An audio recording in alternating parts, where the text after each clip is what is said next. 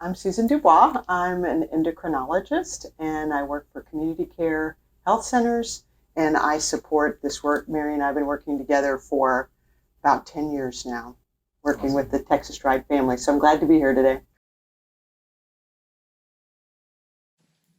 So, Dr. Dubois, it feels like every day we're hearing about a new magical diet that's supposed to make our lives great. But as an endocrinologist, what would be your healthy diet recommendations for your patients that have type 2 diabetes?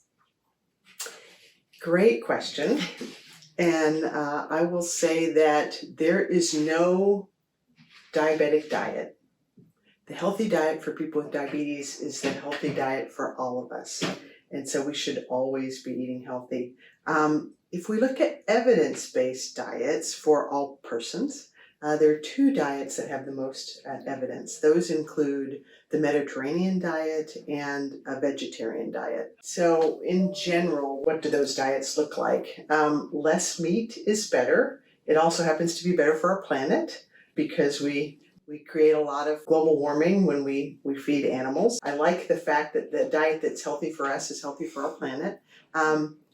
If you ask me, do I follow a strictly vegetarian diet? No, but I'm more that way today than I was 10 years ago. So we're always striving to be a little bit better for our own health habits as well as those for our patients. So that would be one thing. Mediterranean diet, while low in animal protein, does include fish, so eating more fish. People recommend fish twice a week.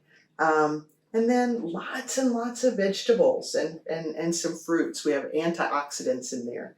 For reasons we don't understand, getting our antioxidants and our vitamins through food is beneficial at preventing cardiovascular disease and cancer. Getting them through supplements, through pills, seems not to be as helpful. That being said, there's some vitamins that we do recommend. Sometimes you just can't get enough vitamin D without taking a supplement, but eating those healthy diets, and that would be my recommendation. Have a garden if you need to eat more vegetables. It's helpful. I think we could always work on eating more vegetables.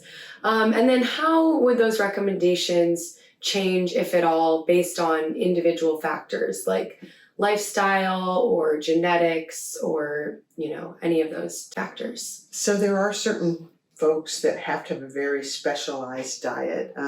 Celiac disease is one, and that is more common in people with type 1 or autoimmune diabetes.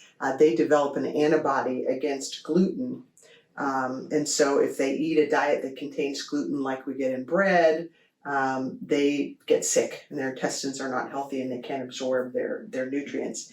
A lot of people talk about being gluten sensitive, but actually having celiac disease is a completely different level. So knowing if you have particular stomach trouble, if you have trouble tolerating certain foods, letting your doctor know so they can check out and see if you have one of these issues would be important.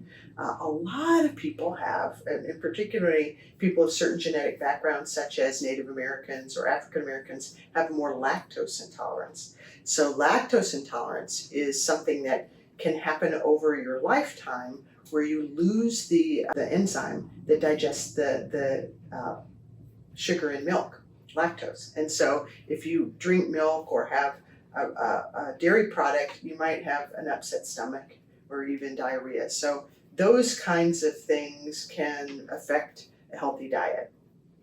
Yeah, and that's interesting that that's something you can develop over time. Another one we kind of hear about is this intermittent fasting. That's been kind of popular, and I know some of our participants mentioned wanting to try it. What do you say to a patient who comes to you and says that's something they're interested in trying? So one of the things that I really enjoy is understanding patients' wishes. So what diet works for you is the diet that you're invested in and that you are willing to stick with. And so if a patient comes to me and says, I want to try this, I will try and be as supportive as possible to figure out how we can adjust your medications to make that safe for you. Intermittent fasting has been around for decades, but it wasn't common at that time. It's become, as you said, almost a fad, or people are really talking about it. Intermittent fasting typically, there are different ways to do it, but often perhaps 2 days a week, you'll eat one low calorie meal, 400 or 500 calories, and then not eat the rest of that day. There's also timed eating where people only eat for 8 hours a day and fast the rest of the time. So there's different ways to do it. If you have diabetes, you have to be careful if you're on insulin or medications that stimulate insulin production, like sulfonylureas, and those would include glipizide, glyburide, glimepiride. If you're on or you inject insulin, because if you fast, you can have severe, even life-threatening hypoglycemia. So we don't want to fast without telling our doctor and adjusting our meds. In my own personal practice, the most common cause of fasting are religious fasts. And so many folks will do that, and they'll come to me and we'll set up a plan before and after the fast for adjusting their medications to make it safe for them to do it. Thanks. And so it sounds like you have a lot of insights about diet as an endocrinologist, and you're really able to help work with your patients to safely choose a diet that works for them. Would there ever be a time that you would recommend that your patients would see a nutritionist or a registered dietitian to help collaborate on that diet as well? The answer is whenever possible, every time and always. As a medical provider, I probably had 4 hours of nutrition in med school, and most of what I've learned over the decades is from reading and talking to dietitians that I work with, where that's their career. So we always recommend seeing a professional, and I learn new things about diet literally every day. So I think that getting help is a good thing. Most patients can get that benefit through their insurance company, or there are many free services available, and there's a lot of videos on YouTube. The question becomes, there's so much information out there, what do I believe? So getting it from a reputable source is sometimes a problem, and that's where if you hear about things that sound too good to be true, they might be. None of these weight loss supplements or things of that nature. There's no magical way to, lose weight or have a perfect diet by taking a super pill that has, 20 vegetables in a capsule. It's just not going to work. So if it sounds too good to be true, it might be. It probably is. And then seek a professional to say, hey, I've seen these. Does this sound right to you? Those are good rules. Common sense approach. Thank you very much.